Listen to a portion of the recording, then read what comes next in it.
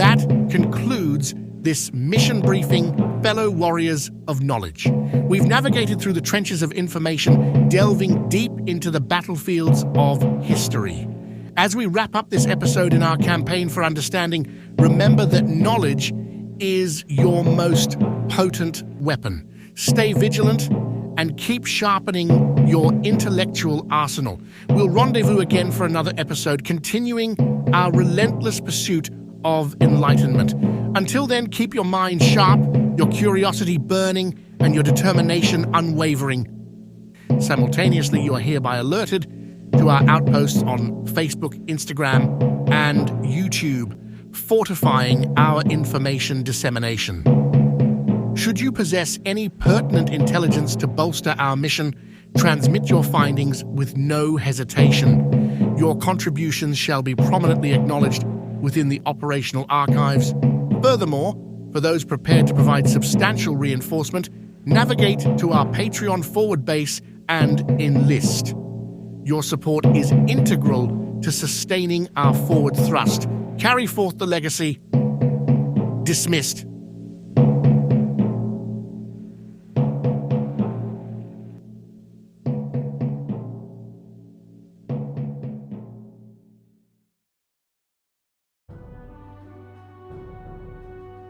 Welcome back to another episode of the Special Forces in World War II podcast, where we explore the bold, the daring, and the extraordinary stories, tactics, and equipment of the special and specialized forces whose actions helped shape the outcome of the largest conflict in modern history.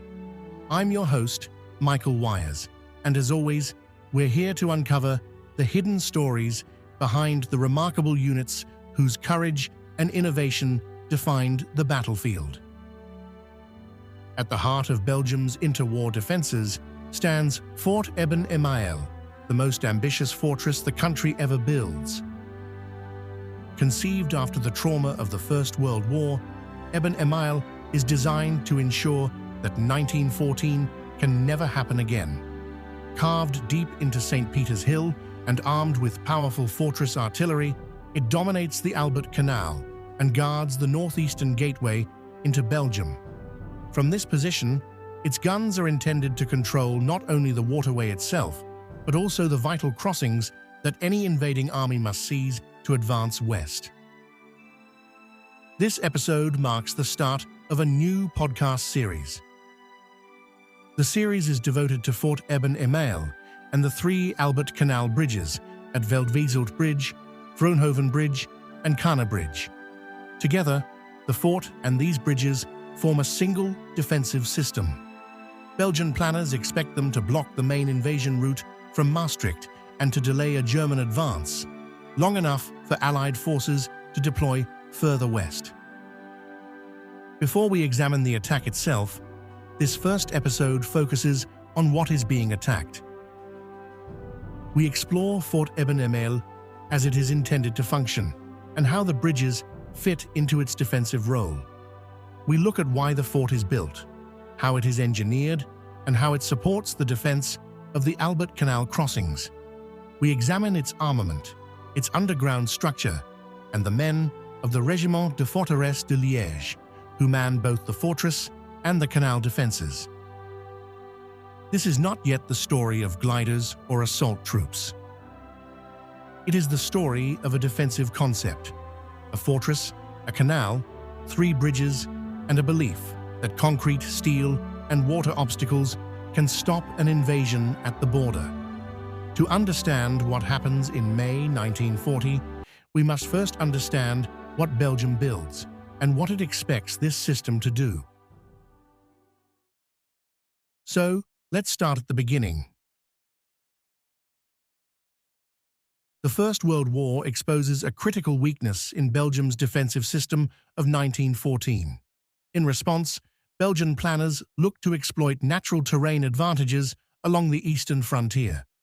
On this site, Fort Eben-Emael, also known as Fort Eben-Emael, is conceived as the keystone of a new defensive strategy. The chosen position lies on a hill between Liège and Maastricht. From here, the fort dominates the River Meuse and anchors the new strategic barrier created by the Albert Canal. Its location allows Belgium to control one of the most important invasion routes into the heart of the country. The broad plateau of St. Peter's Hill, known as the Sister Heights, rise above the Meuse, east of the villages of Eben and Emael. This elevated ground offers commanding views deep into southern Holland and western Germany. Its military value is ancient. Since Roman times, the hill serves defensive purposes. Over the centuries, successive tribes and armies occupy the heights, using them to observe movement across many kilometers and to control the vital east-west crossing of the Meuse at Maastricht. Invading forces repeatedly exploit this route.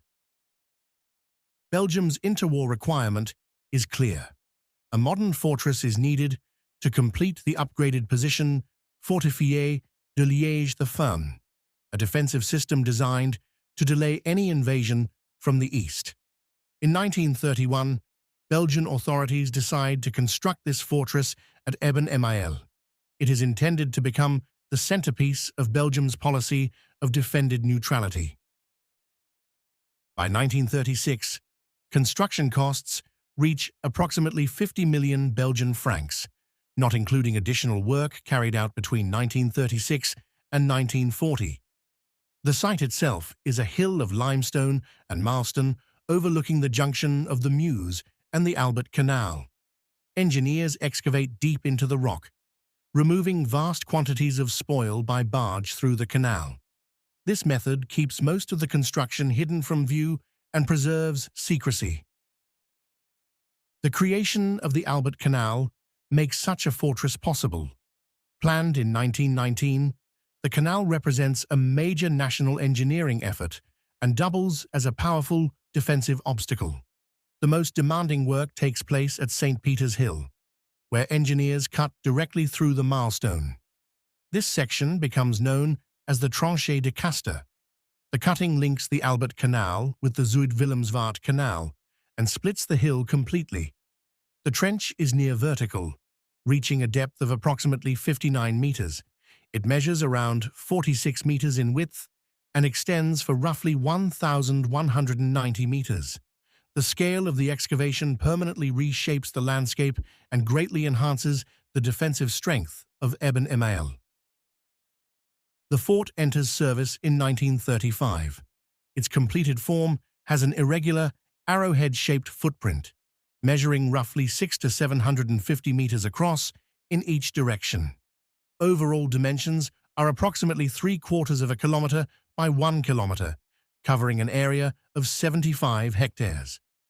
Reinforced concrete walls and roofs protect the galleries and combat blocks, with concrete thicknesses reaching up to 1.5 meters. A layer of earth above provides camouflage and additional protection. Across the flat plateau sit 17 surface combat blocks. These include gun turrets, casemates, and pillboxes. Compared to France's contemporary Maginot Line forts, the layout is more compact. Even so, Belgian engineers incorporate hard lessons learned from First World War sieges. High-quality reinforced concrete is poured carefully to avoid weak joints, and gun turrets are spaced further apart to reduce the risk of a single shell disabling multiple batteries. The fort is equipped with advanced ventilation and filtration systems, a direct response to the threat of gas warfare experienced during the First World War. Drainage is significantly improved, and the fort's elevated position makes it drier and more habitable than earlier Belgian forts. Beneath the surface, Fort Eben-Emael functions as a self-contained underground complex spread across 3 levels. Engineers carve between 4 and 5 kilometers of tunnels into the bedrock, some reaching depths of up to 45 meters. Level 0 lies approximately 45 meters below the surface. It houses the underground barracks and main living facilities. Sleeping quarters accommodate up to 1,200 men. This level also contains kitchens, mess halls, workshops, a freshwater well with pumping station, and a hospital, complete with an operating theatre. A power plant with diesel generators supplies electricity throughout the fort. Above this, Level 1 lies about 25 meters below the surface.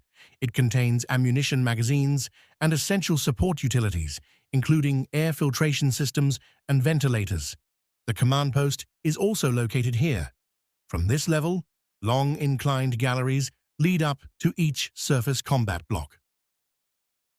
The main entrance is heavily defended. A thick iron gate and drawbridge cross a 4-meter-wide pit leading into Block 1, the entry bunker. This block is armed with anti-tank guns and machine guns and includes gas-tight doors and a decontamination chamber.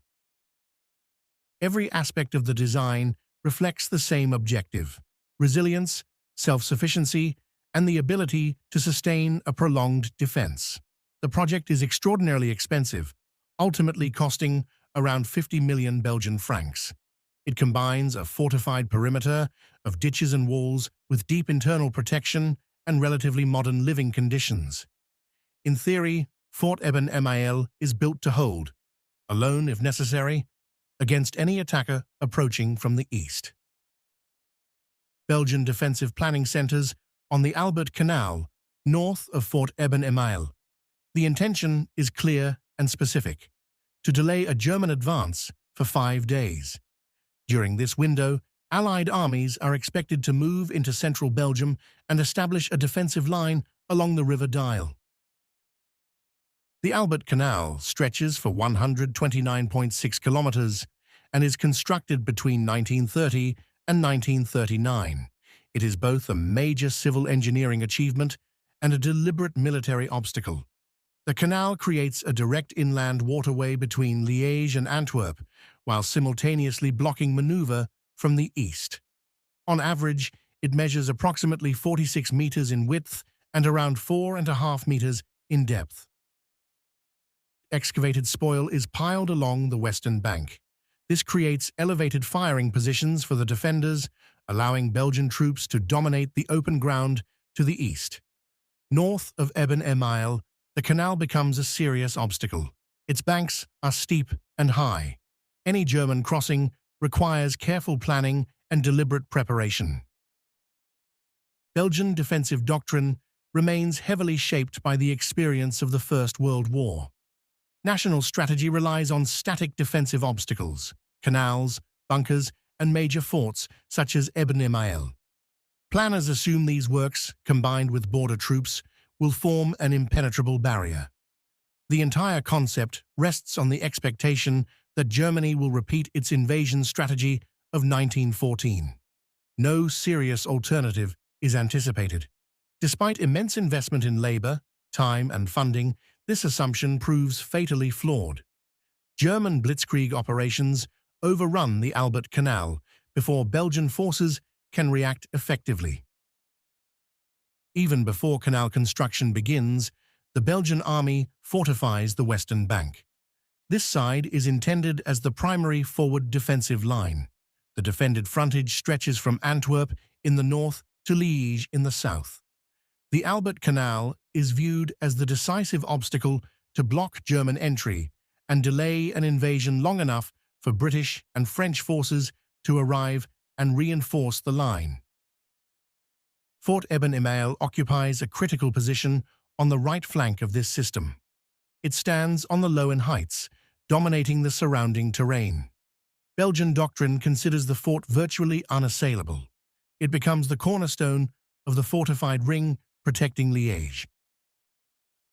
After mobilization in September 1939, the Belgian General Staff recognizes a strategic shift. It becomes clear that French forces will not advance to the Albert Canal. This follows the adoption of the Anglo-French Dyle Plan. Major organizational changes follow. Between Antwerp and Leuven, Belgian units withdraw behind the Antwerp fortified area and fall back to the Dyle Line, also known as the KW Line. This line runs from Antwerp through Brussels to Namur. Construction of its extension begins during the winter of 1939. British forces deploy between Leuven and Wavre.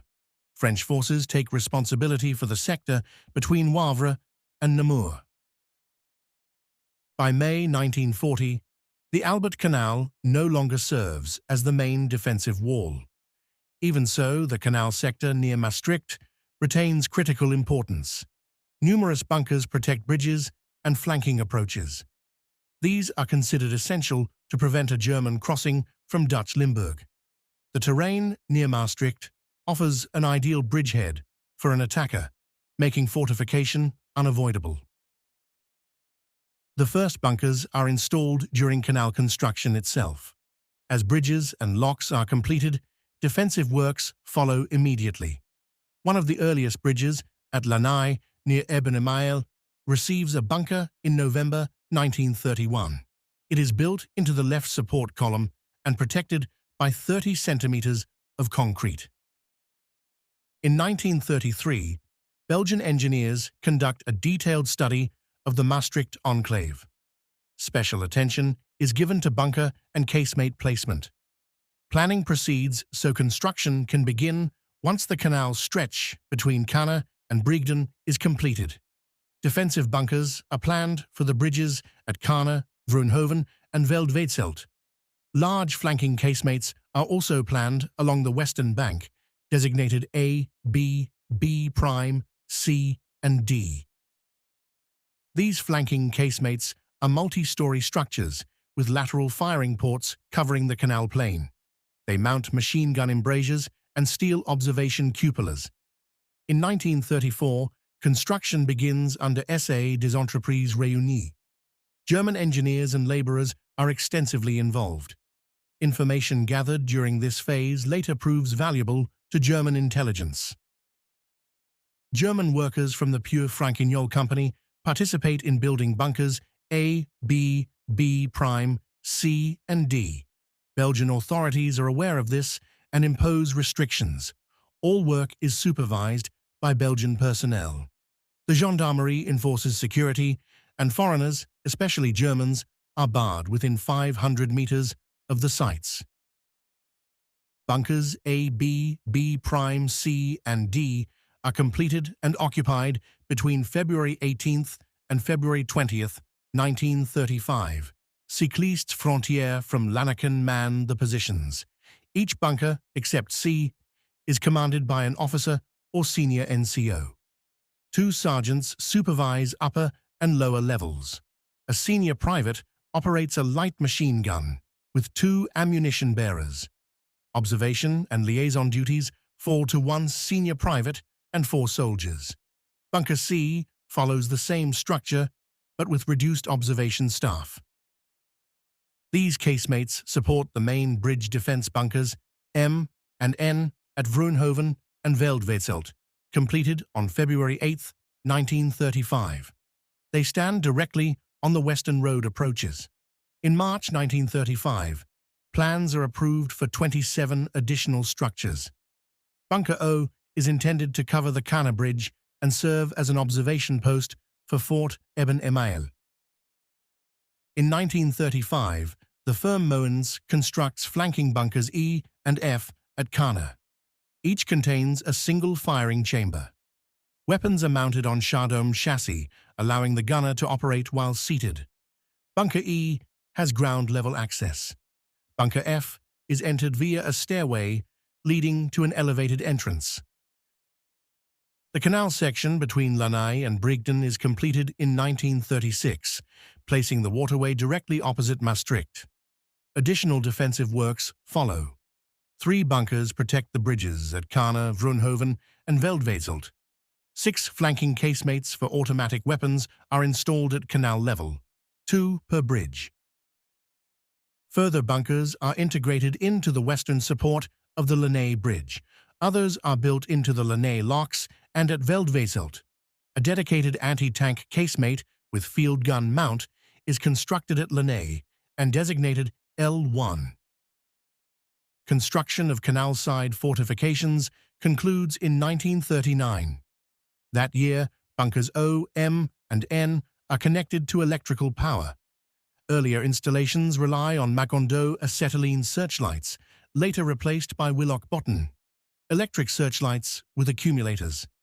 Connection to the national grid is completed on December 7, 1939. Additional bunkers are planned for the Liège Bridge, including positions D and E with char-dome-mounted weapons. The project is never completed.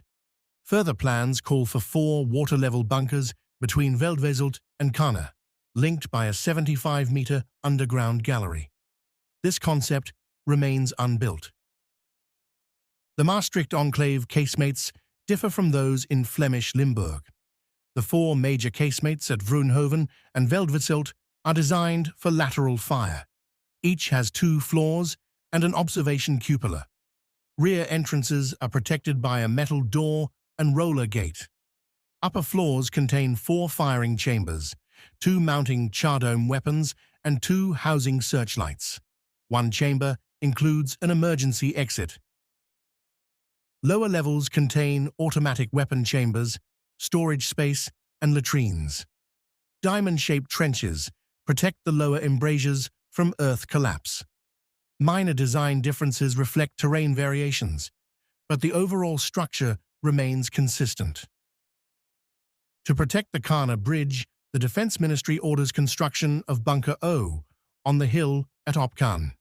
This position commands direct fire over the bridge. Access is via a stairway of 16 steps. 2 metal doors lead into a bochel-type ventilation chamber. Fresh air is drawn in from the right side, while exhaust exits through the gun chamber.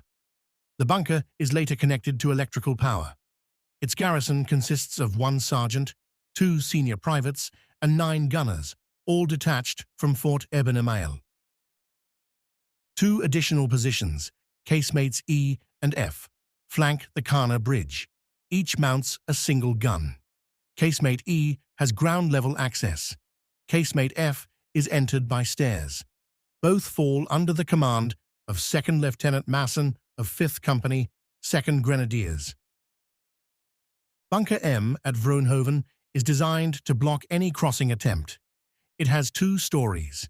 The upper level houses a 47mm anti-tank gun, a Maxim machine gun, and an acetylene searchlight. A corridor leads to the observation cupola. The lower level contains latrines, a restroom, and ammunition storage. 2 Limburg border cyclists are assigned both to engage enemy vehicles and to demolish the bridge, if required. As at Veldwezelt, demolition fuses are placed between the inner and outer entrance doors. Bunker N at Veldwezelt is the twin of Bunker M. It mounts a 47mm anti-tank gun, a Maxim machine gun, and a searchlight. An additional machine gun in the observation cupola secures the immediate surroundings. Demolition charges are placed inside 3 chambers within the northern bridge support. The detonator consists of a metal box containing a TNT cartridge.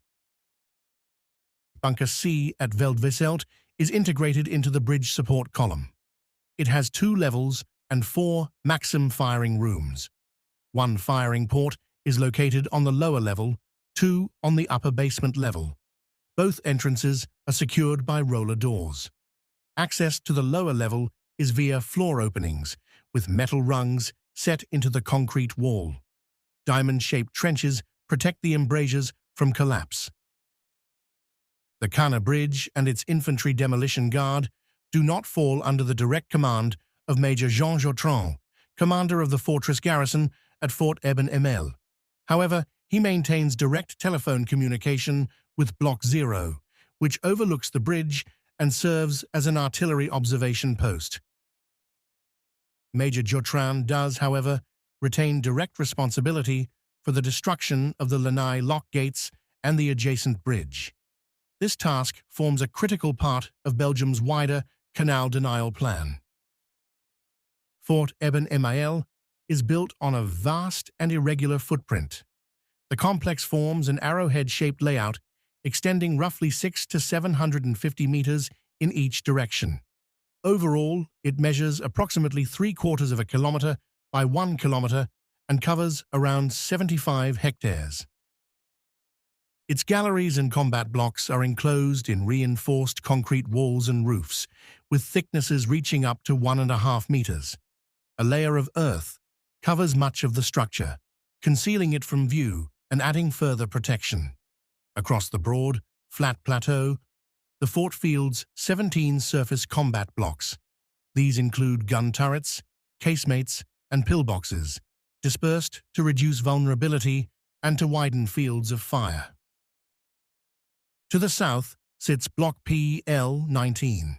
It is technically part of the Eben-Emael defensive system and remains under fort command. It is linked by telephone to the Veldwezelt Battery Artillery Command Post, and its standard concrete position is intended to cover the canal bridges in the Veldwezelt sector. Inside the barbed wire perimeter, just outside the main entrance, stand two barrack and administrative buildings left over from the construction phase. Commanders soon accept an uncomfortable truth. Permanent subterranean living is unpleasant, and it proves poorly suited to routine command and administrative work. Belgian army planners therefore prepare a wartime procedure. In the event of hostilities, the crews of the upper-level machine gun casemates Mi Nord and Mi Sud move all documents into the fort. They then demolish the surface buildings to deny cover to an attacker. This demolition is intended to preserve clear fields of fire from Block 1 and Block 2 and to create overlapping arcs across the flat ground near the entrance at the southwest corner of the fort. Physical protection on the approach is limited. Defense relies largely on barbed wire fences and triangular steel dragon's teeth anti-tank obstacles. The need for unobstructed fire is therefore absolute. Approximately 55 meters below the grass-covered upper surface, the lower galleries are accessed at the level of Eben-Emael village. These lower installations fall into two broad categories. They include the 7 defensive blockhouses of the 2nd Battery, and they include the internal administrative and support facilities of Fort Eben-Emael itself. Block Y, known to the German attackers as Objective 3, is a massive reinforced concrete structure set into the steep slopes of St. Peter's Hill. It is the main entrance to the fort and receives especially heavy armament. It is manned by a Belgian army garrison of 2 lieutenants, 3 corporals, and 23 soldiers. Inside, Block 1 contains a small headquarters. It has searchlights mounted behind bullet-resistant glass. It mounts 2 machine guns and 2 60mm anti-tank guns. One gun covers northern arcs, and the other covers the western approaches. For the 1930s, 60mm weapons are unusually powerful. Heavy barrels, substantial breeches, and robust recoil systems provide extended range. At Eben-Emael, they are claimed effective against contemporary tanks at 3,000 meters. Like the other defensive blockhouses, Block 1 carries a small cast steel observation bell on its roof.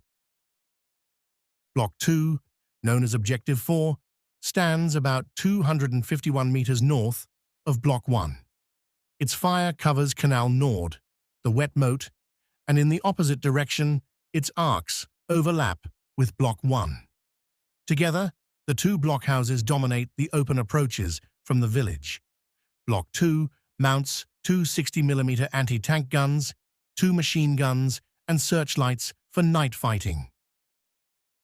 Block 2 also contains one of the 3 sally ports. From this exit, the garrison can launch counterattacks, and in this case, it is intended to secure the entrance sector. On the eastern face of the fort, within the Tranchée de Castor, stands Block Kanaal Nord, known to the Germans as Objective 17. Together with Block Kanaal Sud, it covers the Albert Canal, which here measures approximately 46 meters in width. Block Kanaal Nord mounts 1 anti-tank gun and 1 machine gun, which primarily fire north towards Kanne and the towpath on the opposite bank. A second machine gun fires south along the trench to provide mutual support with Block Kanaal Sud. Block Kanaal Nord, Block Kanaal Sud, and Blocks 1, 4, 5, and 6 all include small armored escape hatches. These are designed to allow the gun crews to withdraw if the position is overrun. Block Kanaal Sud, German Objective 35, is also sited within the Tranchée de Castor, near the southern end of the cutting. Its fire covers the junction of the Albert Canal and the Zuid-Willemsvaart and also the Lanai locks. A single 60mm gun dominates the sector, while 2 machine guns cover northern and southern arcs. This blockhouse no longer exists. It is demolished by Belgian engineers during post-war widening of the Albert Canal. Further south, Block 1, known to the Germans as Objective 34, lies about 274 meters beyond the southern edge of the fort, immediately above the Lanai locks. A tunnel and stairway from the intermediate level connect it to the main fort, and this access can be demolished to prevent enemy entry. From the lower-level barracks, the crew needs roughly 20 minutes to reach the position. Once manned, the detachment operates 1 anti-tank gun and 2 machine guns, tasked primarily with defending the locks. The key feature of Block 01 is the large artillery observation post known as Eben-1. From its roof, the observation officer overlooks the River Meuse and its valley and can observe the vital VC gap. Block 4, known to the Germans as Objective 30, occupies the southern edge of the fort. There is no Block 3. Block 4 is set within the deep anti-tank ditch and mounts anti-tank guns, searchlights, and machine guns. The southern farmland approaches are obstructed by barbed wire and blocked by heavy steel tetrahedral anti-tank obstacles, devices that later become familiar on the beaches of Normandy and along the Atlantic Wall. Block 5, German Objective 22, lies at the southern extremity of the main fort and also covers the anti-tank ditch. Its Belgian Army crew consists of 1 non-commissioned officer and 16 soldiers. They man 1 60mm anti-tank gun and 2 machine guns, covering the southern and southeastern approaches. Block 6, German Objective 6, completes the defensive ring around the lower level. It supports neighboring blockhouses with overlapping fire. The position mounts 2 60mm guns, 1 machine gun, and a searchlight. It covers the vulnerable approaches leading towards the fort entrance. Entering Fort Eben-Emael, at the lower level, around 55 meters below the upper surface, access leads directly into the living and administrative areas. The entrance passage is wide, designed to admit ammunition, equipment, supplies, and stores once construction is complete. At the internal section of Block 1, 2 iron-railed gates, each roughly 4.3 meters high, open into the entrance chamber and regulate daily movement. Internal defenses begin immediately beyond them. A sliding wooden drawbridge spans a pit around 3 meters deep. When closed, it blocks entry into the inner tunnel system. The fort is designed to operate under chemical warfare conditions. A decontamination room opens off the entrance chamber. Soldiers exposed to persistent agents, including mustard gas, clean equipment and clothing here, and heavily contaminated items, are abandoned. Opposite this room stands a heavy armored steel door, leading to the Block 1 defensive positions and the guard room. Another armored steel doorway seals the main tunnel network. It is intended to resist explosive charges and direct fire, and to seal the fort against gas attack. Yet the entrance tunnel has no protective bend or blast wall. This exposes the door to direct external fire and draws criticism as a design weakness associated with Brielmont-style fortifications. A machine gun, in an embrasure to the left, covers the entrance hall. Inside the protected interior, armorers' workshops support the fort's weaponry. Belgian Army armorers maintain artillery pieces and small arms, conducting repairs in both peace and war without leaving the fortified complex. Ablution facilities branch off the main corridor. These include lavatories, washrooms, and shower cubicles. They remain operational for staff and visitors today. Beyond a bend in the corridor are the detention cells. Like most permanent military installations, the fort maintains its own cell block. With a garrison approaching 1,200 Belgian army soldiers, disciplinary confinement is inevitable. In wartime, the cells can also hold a limited number of prisoners of war. Electrical power is generated internally to ensure independence. 6 diesel engines, each producing roughly 175 horsepower, or around 140 kilovolt amperes, supply electricity for lighting, machinery, and ammunition handling mechanisms. Transformers and switching equipment distribute power from an adjoining chamber. Engine cooling water is recycled to heat the barracks, raising temperatures above the natural constant of 11 degrees Celsius.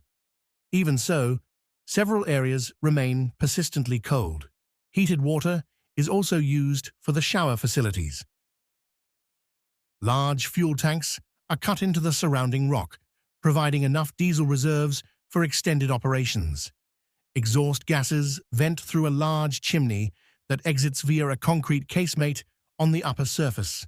Only one original engine remains operational today. Before surrender, the Belgian garrison damages the others. German forces remove 5 engines for repair and reuse in the Atlantic Wall. 4 are later returned, and volunteers now work to restore them and supply power within the fort. Nearby are the kitchen and food storage areas, essential for sustained operations. Soldiers collect meals here and eat and drink in their barrack rooms. The stores section supports daily routine. As a static unit, the range of stored items is limited, but the quartermaster holds uniforms, consumables such as oil, and spare parts for weapons and equipment. The fort commander's office suite is also located at this level. Before the German attack, Belgian Army Major Jean Jautran conducts most administrative duties from the surface buildings. Once the assault begins, he directs operations primarily from these offices, rather than from the intermediate-level battery command posts. About 183 meters from the entrance lies the main tunnel intersection, the internal crossroads of the lower level. Turning right leads into the barrack accommodation area. Along the right-hand wall, doors cut into the rock open into 24 soldiers' rooms. Each room holds beds for up to 20 Belgian Army soldiers.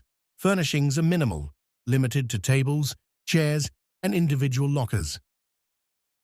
On the opposite side are officers' rooms. Senior officers occupy single rooms. Junior officers, including lieutenants, share accommodation. Nearby are officers' mess rooms, where duty watch officers eat together and spend their off-duty time. Small arms magazines and reserve ammunition stores are also located within the barrack area.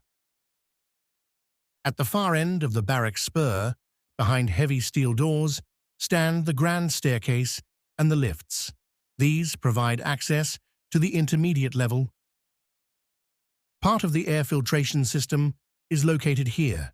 It is critical for maintaining air quality, particularly when more than 500 men occupy the barrack section at once. A spur on the opposite side of the main tunnel intersection leads to the infirmary. This medical facility reflects the fort's role as a frontline unit. It includes a pre-operative room, an operating theatre, a dental surgery, and a ward with 7 beds. The fort also maintains an independent water supply, centered on what is known as the Purple Room. Water is drawn from a borehole near the center of the fortress. Electric pumps move it to storage tanks positioned above this chamber. The lower level and intermediate level can be sealed off if required. A double airlock system of heavy doors isolates sections during gas attack or enemy penetration. These doors originally incorporate rubber seals. From this point, a staircase rises around 18 meters to the intermediate level. Surrounding the main chambers are narrow marl galleries, unlined tunnels roughly cut from the rock. Their purpose is ventilation. They channel foul air away from the occupied areas.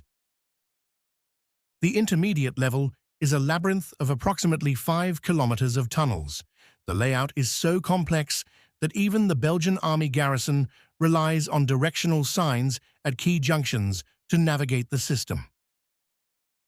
From this level, the fort accesses all fighting blocks, artillery casemates, gun cupolas, external observation posts, and Block 1. Stairways lead down to the second battery defensive blockhouses. Spiral staircases rise roughly 30 meters to the surface, linking to the first battery offensive casemates and cupolas. Since December 1939, Fort Eben-Emael falls under the operational command of Belgian Army 1st Army Corps. Even so, its artillery fires across several formation boundaries. The command post complex becomes the operational and administrative heart of the fortress, reflecting its relationships with the neighboring forts of the Position Fortifiée de Liège and with field formations operating within range. The internal communication relies primarily on a telephone network. A secondary intercom system links battery command posts to their casemates, but this intercom remains incomplete. External communication is mainly by landline, and the fort also holds 3 radio sets for redundancy. 4 separate command posts operate inside the complex. The principal command post serves as the operational headquarters of Major Jean Jotron. A second command post controls the 3 gun cupolas of the 1st battery. A third directs the Veldwezelt and Maastricht casemates of the same battery. A fourth controls the 2nd battery defensive blockhouses. Each maintains the radio and telephone links suited to its role. The 4 artillery casemates are allocated to specific regiments. Veldwezelt 1 supports the 2nd Grenadier Regiment. Veldwezelt 2 supports the 2nd Rifle Regiment. Maastricht 1 and Maastricht 2 support the 18th Infantry Regiment. These artillery groups are primarily tasked to support nearby formations, most belonging to 1st Army Corps. Belgian Army 3rd Army Corps, operating further south, can also request fire support, but requests must pass through the Régiment de Forteresse de Liège, a slow and administratively cumbersome process. Operational control of the twin 120mm gun cupola rests with the artillery commander of 1st Army Corps. The twin 75mm cupolas, Q Nord and Q Sud, receive fire orders from the Belgian Army 7th Infantry Division. The Veldwezelt and Maastricht casemates respond directly to infantry regiments, defending the canal and river line. These arrangements reflect the fort's position at the northern edge of the Liège defences, where the proximity of the Belgian, Dutch, and German borders creates unusually complex defensive problems. The manual telephone exchange is also located on this level. It functions poorly, and its effectiveness is reduced further because several telephones assigned to the fort are being used at a Belgian Army rifle range elsewhere. 7 separate ammunition magazine complexes sit within the intermediate level. Each complex serves a single artillery casemate or cupola. The magazines store shells and cartridge cases and lie around 37 meters below the surface. Several armored steel doors protect each chamber. This dispersed arrangement makes the magazines far less vulnerable than the single central magazine whose destruction devastates Fort Longchamp in 1914. Ammunition is loaded into flash-proof metal trolleys inside the magazines, then pushed to the hoist shafts. 2 trolley types are used. One carries 42 rounds of 75mm ammunition. The other carries 14 rounds of 120mm ammunition. Opposite each magazine are vertical shafts rising between 30 and 37 meters to the casemates and cupolas. At the center of each shaft are paired ammunition hoists that lift loaded trolleys to the gun positions above. Staircases run around the hoists and provide the only routine access to the casemates. The stair landings can be removed when needed, allowing heavy equipment, including gun barrels, to be moved. At the base of each shaft, airlock chambers sit between two sets of doors. Slots in these doors accept steel beams and sandbags, enabling a casemate to be sealed off if enemy forces break into the chamber above. Two large air intakes are cut into the near-vertical eastern face of the fort within the tranchée de Castor. Fresh air enters through these openings, passes through gas filtration systems, and is then distributed throughout the complex. The ventilation system, however, is inefficient. Belgian engineers are in the process of upgrading it in May 1940. Fort Eben-Emael possesses an exceptional concentration of firepower for its time.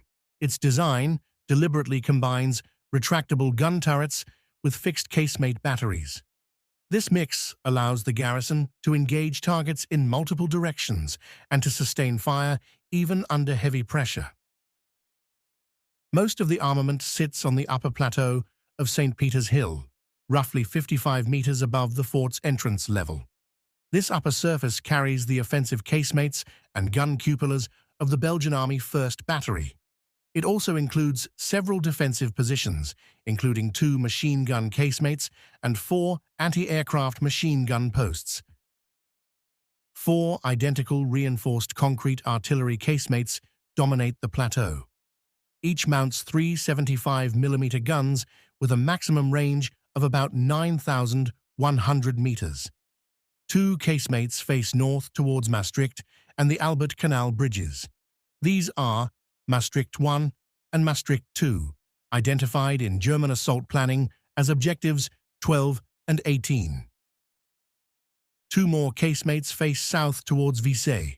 These are Visay 1 and Visay 2, identified by German planners as objectives 26 and 9. Each casemate is commanded by a Belgian Army sous-officier holding the rank of sergeant major and is manned by 4 corporals and 28 soldiers. The guns in these casemates are mounted in fixed steel ball mounts. Each weapon has a firing arc of only 70 degrees. That limitation restricts tactical flexibility and makes target engagement highly dependent on pre-planned fields of fire. Above Maastricht, 2 stands Eben 3, one of 3 armoured artillery observation cupolas on the upper surface. From this position, an artillery observer of the Visay group can observe widely to the southeast, although the Lanay locks remain outside his field of view. 2 retractable armoured cupolas, Cupola Nord and Cupola Sud, sit elsewhere on the plateau. German plans identify them as objectives 31 and 23. Each mounts 2 quick-firing 75mm guns. Their effective range is about 730 meters, and they have full 360-degree traverse. Electric motors and counterbalance weights raise the domes into the firing position. For reloading, the cupolas are lowered into concrete recesses until only the steel dome remains visible above ground. As with all artillery positions in the fort, the ventilation system maintains internal overpressure. When gun breaches open, propellant gases are forced outward through the barrels rather than into the crew spaces. Unlike the Visay and Maastricht casemates, each cupola contains 3 internal levels. The lowest level includes ready-use ammunition storage and crew bunks. German intelligence marks Cupola Sud as located above Block 5, and it appears the attackers do not fully identify it as part of the fort's offensive strength. No German Fallschirmjäger detachment is assigned specifically to neutralize this position. Cupola Nord provides one of only 2 access points to the upper surface. This sally port allows movement between the interior and the plateau. The raising mechanisms for both cupolas are located below the surface, protected within the fort. The heaviest armament is concentrated in a single, heavy armored cupola mounting the fort's largest guns. This is the 120mm cupola, identified by the Germans as Objective 24. Its steel armor reaches 300mm in thickness.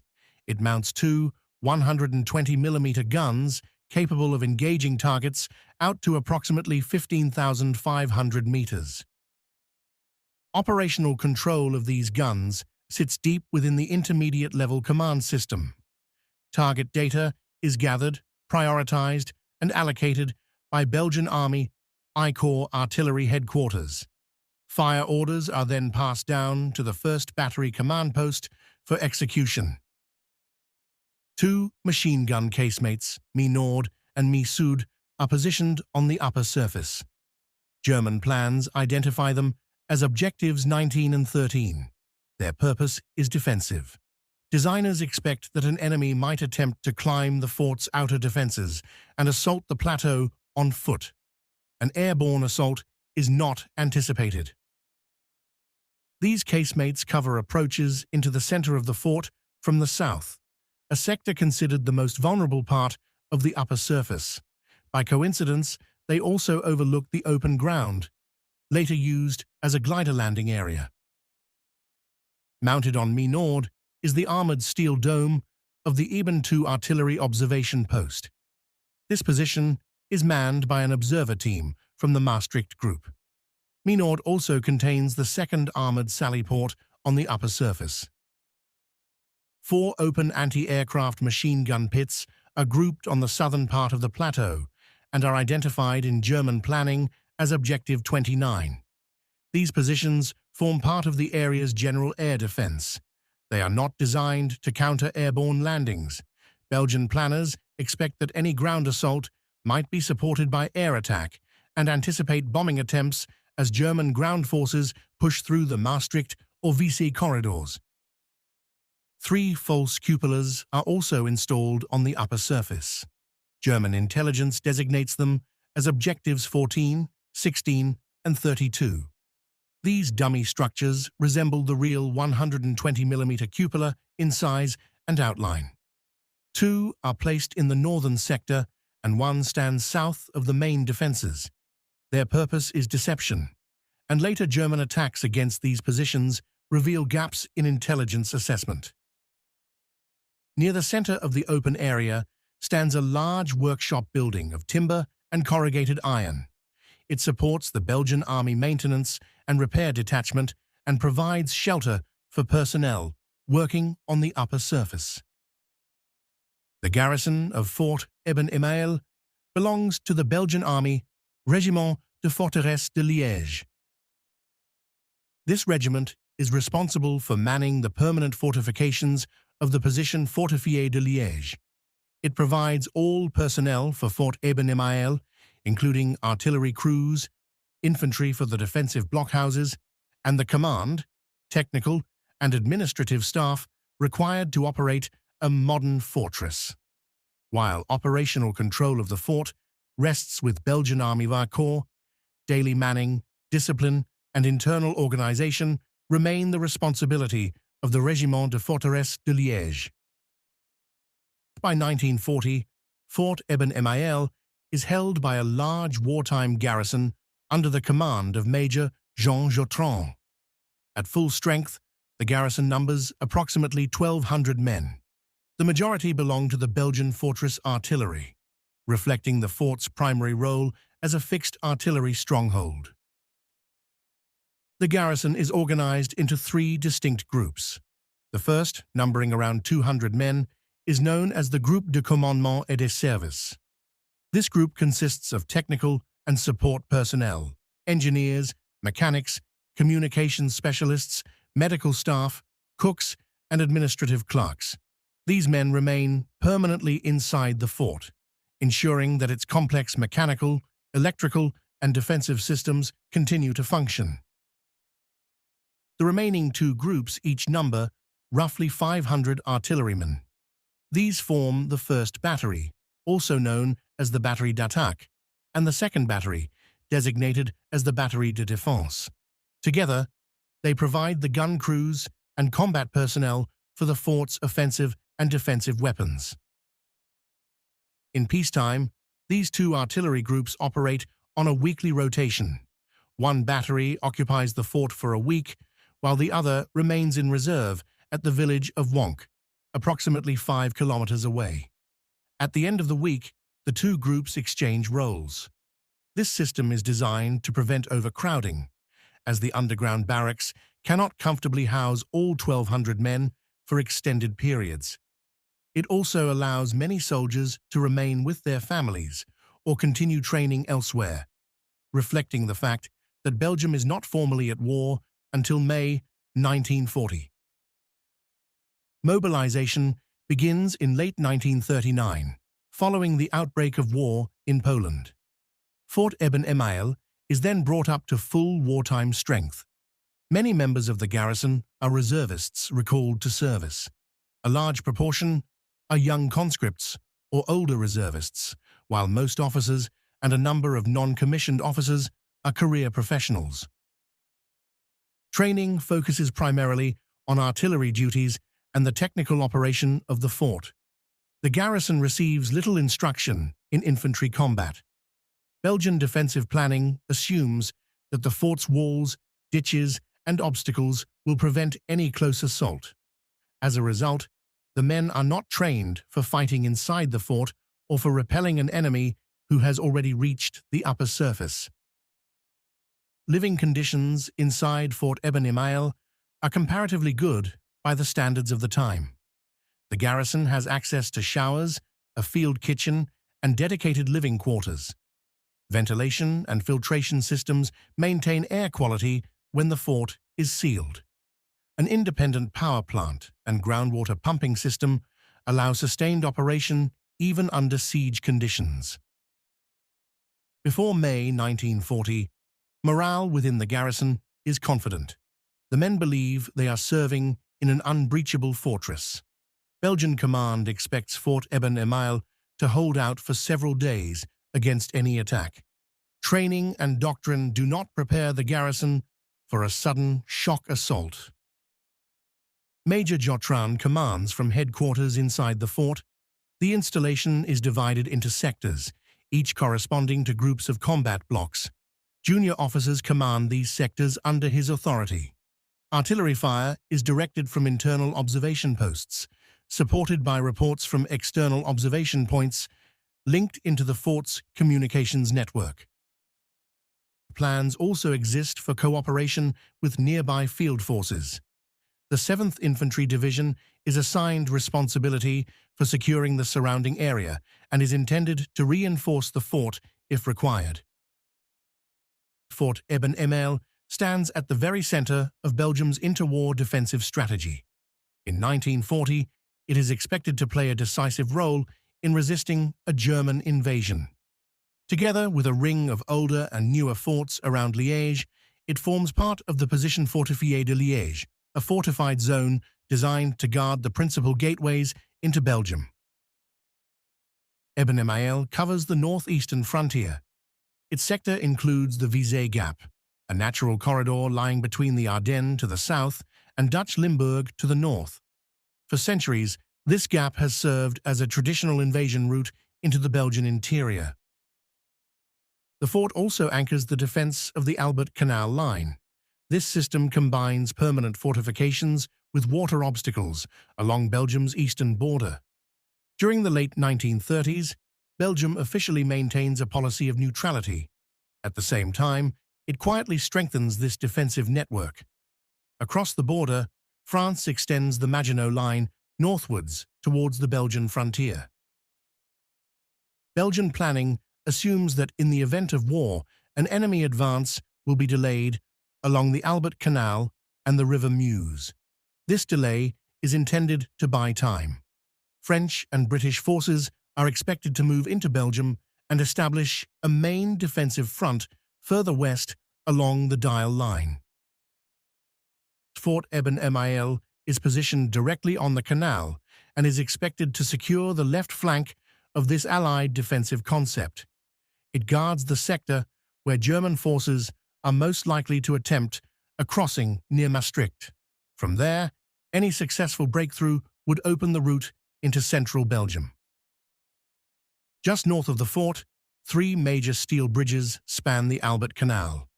These crossings lie at Veldwezelt, Vroenhoven, and Kanne. Any German force advancing through the Netherlands requires these bridges intact. Eben-Emael's artillery is positioned to cover all 3. From its casemates and cupolas, the fort can shell or machine gun enemy units attempting to seize or repair the crossings. Each bridge is also prepared for demolition. Charges are wired and controlled from nearby bunkers, while Belgian infantry detachments of the 7th Infantry Divisie are assigned to defend the bridges on the ground. Within Belgian and Allied planning, Eben-Emael functions as a linchpin. As long as its guns dominate the canal crossings, a rapid German advance is considered impossible. If attacked, the fort is expected to hold out for several days. A prolonged defense is assumed to force the enemy into a costly siege. And that concludes today's episode. Before we close, take a moment to reflect on what this defensive system is meant to achieve. Not a single fortress, not a single bridge, but a barrier. At its center stands Fort Eben-Emael, built to dominate the Albert Canal and to control the critical crossings at Veldwezelt Bridge, Vroenhoven Bridge, and Kanne Bridge. Together, the canal, the fortress, and the bridges form a single integrated defense, intended to block the main invasion route from Maastricht into the Belgian interior. In this episode, we have examined that system as Belgian planners conceive it. We have looked at the Albert Canal as a water obstacle, the bridges as decisive choke points, and Fort Eben-Emael as the artillery and command center designed to dominate them all. We have explored the fort's structure, its firepower, and the doctrine that places such confidence in concrete, steel, and water. In the next episode, theory gives way to reality. We will follow how this defensive barrier is challenged in the opening hours of May 1940. We will move from the static world of fortifications to the dynamic world of operational planning and execution as the fate of the canal crossings and the fortress itself is decided.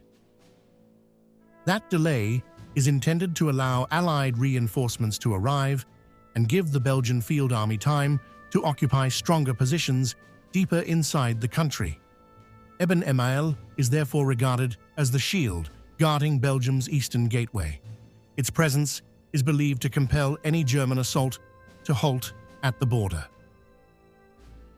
To explore this subject further, including photographs, maps, original documents, and the full list of sources behind this series, visit our website at www.worldwar2-sof.com, where you'll find the dedicated pages covering Fort Eben-Emael and the Albert Canal crossings at Veldwezelt, Vroenhoven, and Kanne.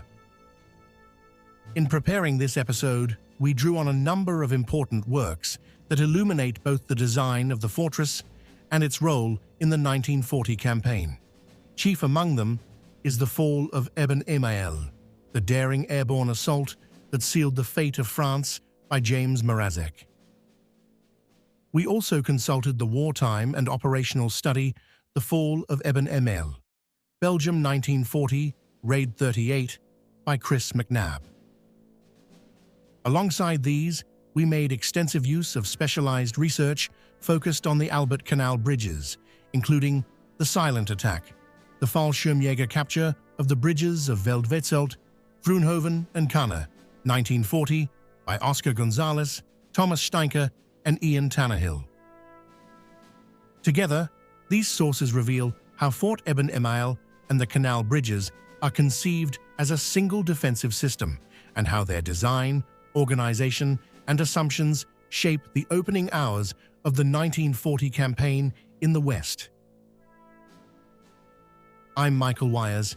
Thank you for listening, and join me next time as we continue to uncover the hidden stories, daring innovations, and extraordinary achievements of the special and specialized units who fought on the edge of possibility in World War II.